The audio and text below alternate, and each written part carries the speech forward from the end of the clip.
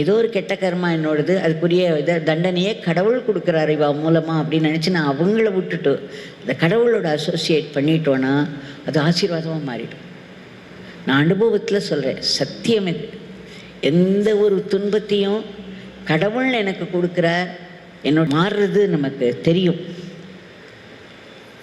அதனால் எனக்கு தெரிஞ்ச அளவுக்கு ஆன்மீக வாழ்க்கைனா என்னங்கிறத எடுத்து சொல்ல முயற்சி செஞ்சுருக்கேன், உங்கள் கூட பகிர்ந்துட்டுருக்கேன்.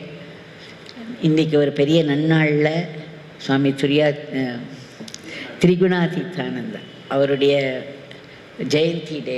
அதனால் இது ஒரு இன்னொரு பெரிய அனுகிரகம் நான் நினைக்கிறேன்.